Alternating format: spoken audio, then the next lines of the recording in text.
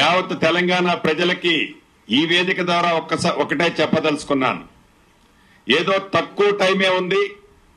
ఉదయం 8 నుంచి 12 వరకు అంటే ఏదైనా పెద్ద పంచాయతీల్లో అప్లికేషన్లు ఇవ్వడానికి నేను ఇవ్వలేకపోతే నేను ఈ ప్రోగ్రాం ఎక్కడ మిస్ అవుతాను అనే ఆందోళన చెందవలసిన అవసరం ఏ ఒక్కరూ లేదు. గత ప్రభుత్వం ఏదైతే ఇళ్లు ఇస్తున్నామని చెప్పి వెబ్సైట్ లో కేవలం 2 రోజులే ఓపెన్ చేసి తర్వాత ఆ వెబ్సైట్ ని క్లోజ్ చేసి ఆల్రెడీ మాకు వచ్చిన అప్లికేషన్లే ఎక్కువ ఉన్నాయి, మేము మళ్లీ వెబ్సైట్ ను ఓపెన్ చేయమని ఏదో ఒక సాకు చూపించి తప్పించుకుందో గత ప్రభుత్వం. ఈ ప్రభుత్వం అలా కాకుండా మీకు ఇచ్చిన టైంలో మీరు అప్లికేషన్ ఇవ్వలేకపోయినా రద్దీ ఎక్కువగా ఉన్నా మీరేమీ టెన్షన్ పడక్కర్లేదు. ఆ గ్రామంలో సంపూర్ణంగా అర్హులైన ప్రతి ఒక్కరి దగ్గర నుంచి కూడా ఈ ప్రభుత్వం మీరిచ్చే అప్లికేషన్ ని తీసుకుంటది అని కూడా ఈ వేదిక ద్వారా యావత్ తెలంగాణ ప్రజల కుటుంబాలకి తెలియజేస్తున్నాను.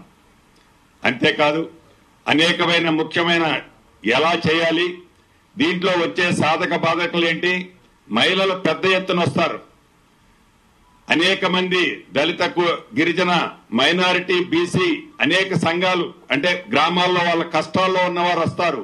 వీళ్ళందరినీ వాళ్ళకున్న సమస్యలు ఏవైతే మేము 6 గ్యారెంటీలో పొందపరిచామో ఈ పొందపరిచే ఐటమ్స్ ని వాళ్ళు అప్లై చేసుకోవడానికి వచ్చే వారందరి దగ్గర చిత్తశుద్ధితో వారి అప్లికేషన్ ఈ ప్రభుత్వం తీసుకుంటది అనేదైతే ముందుగా తెలియజేస్తున్నాను.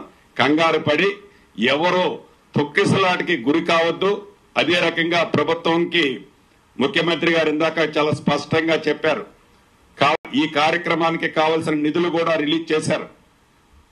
రిలీజ్ చేయడమే కాదు, అక్కడికి వచ్చిన ప్రజల కోసం మహిళల కోసం ఎండలో ఉండొద్దు, తాగటానికి మంచినీరు ఇవ్వాలి, వైద్య సదుపాయాలు కూడా అక్కడ ఏర్పాటు చేసి పెట్టుకోండి, అన్ని డిపార్ట్మెంట్లనే పిలుచుకోండి, వారికి కావలసిన వసతులతో అన్నిటినీ ఏ ఒక్క ప్రజలకి కుటుంబానికి ఇబ్బంది కలగకుండా ఉండే విధంగా ఈ అప్లికేషన్లు సేకరించాలని గౌరవ ముఖ్యమంత్రి గారు మంత్రులు అందరం కూడా సూచించడం జరిగింది.